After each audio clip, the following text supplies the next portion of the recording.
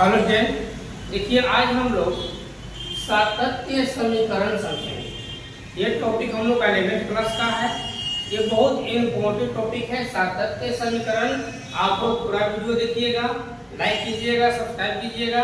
अगर आप लोग सातत्य समीकरण समझ लेते हैं, इसी का धाप हम लोग का बर्नौली प्रमेय मिलेगा पढ़ने। यानी कि बर्नौली प्रमेय को समझने के लिए सातत्य समीकरण समझना बहुत जरूरी है। इसलिए हम सातत्य समीकरण डालते हैं और अगले वीडियो में बर्नौली का प्रमेय डालेंगे। तो आप लोग दोनों वीडियो देखिएगा, लाइक कीजिएगा, सब्सक्राइब कीजिएगा। तो चलते हैं सातत्य समीकरण।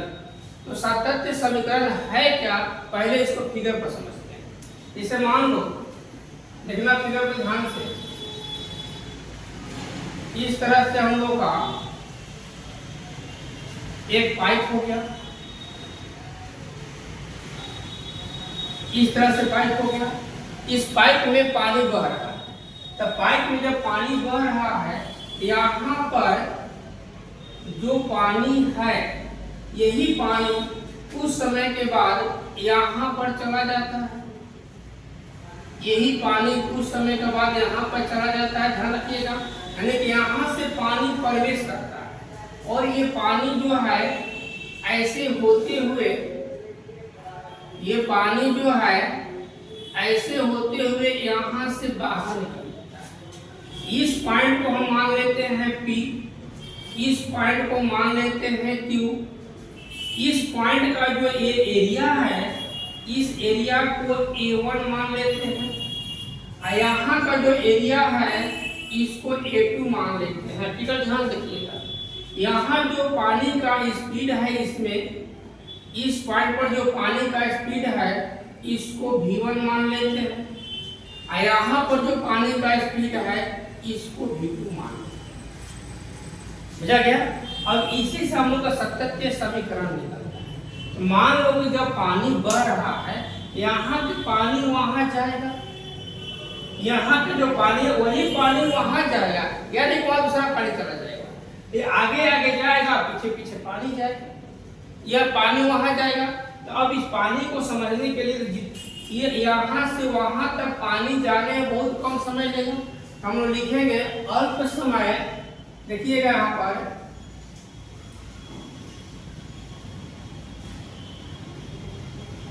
अल्प समय डेल्टा टी, अल्प समय को डेल्टा टी मान लेते हैं। अल्प समय डेल्टा टी में P से होकर, एक बिंदु है ना, तो P से होकर प्रवाहित तरल का द्रव्यमान, ठीक है, प्रवाहित तरल का द्रव्यमान निकालते हैं। यानी P बिंदु पर कितना पानी बह रहा है इसका द्रव्यमान निकाल लेते हैं। यहाँ प्रवाहित द्रव्यमान को हम डेल्टा M1 मान लेते हैं। यहाँ समझिएगा, हम लोग जानते हैं कि द्रव्यमान बराबर फॉर्मूला होता है हम लोग का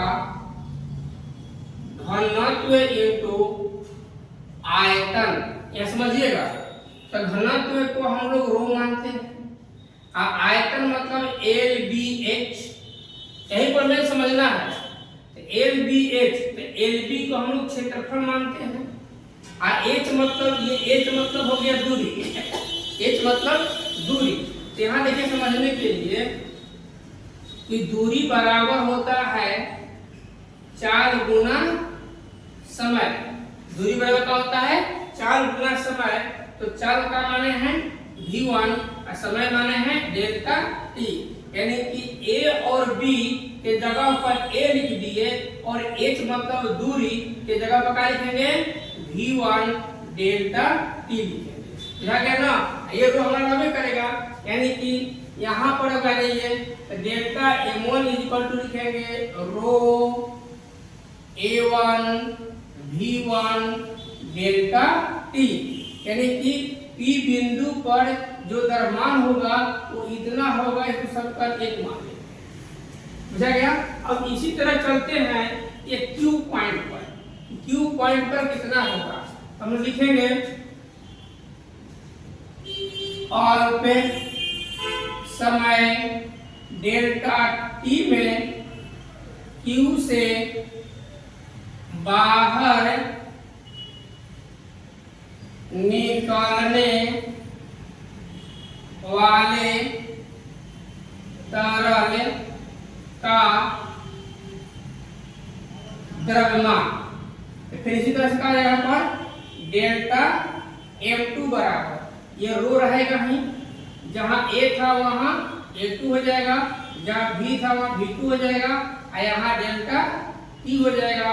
समीकरण 2 मान लेंगे। आप लोग पूरा का ये स्क्रीनशॉट ले लीजिए कि P बिंदु पर इतना द्रव्यमान हुआ, Q बिंदु पर इतना द्रव्यमान हुआ। अब दोनों समीकरण लेकर चलेंगे। समीकरण 1 और 2 से करेंगे। इसका आप लोग स्क्रीनशॉट ले लिए, ठीक है। अब यहां देखें, अब लिखेंगे समीकरण 1 और 2 से। समीकरण 1 और समीकरण 2 से। तो समीकरण 1 में दोनों में हमारा LHS द्रव्यमान था, तो RHS बराबर हो जाएगा, ठीक ना। समीकरण 1 देख लीजिए, यहाँ पर फिर से बदली देते हैं, घबरा जाइएगा तब लोग। था हमारा डेल्टा A1 बराबर रो A1 V1 डेल्टा T समीकरण 1 था, और डेल्टा M2 बराबर रो A2 V2 डेल्टा T समीकरण 2 था। जब LHS बराबर है तो RHS भी क्या होगा, बराबर होगा। यानी कि समीकरण 1 और 2 से लिखेंगे P A1 V1 delta T बराबर, ये रो है तो रो है, रो A2 V2 डेल्टा T, तो रो रो कैंसिल हो जाएगा, डेल्टा T कैंसिल हो जाएगा। यानी कि A1 V1 बराबर A2 V2, ये हमारा है सातत्य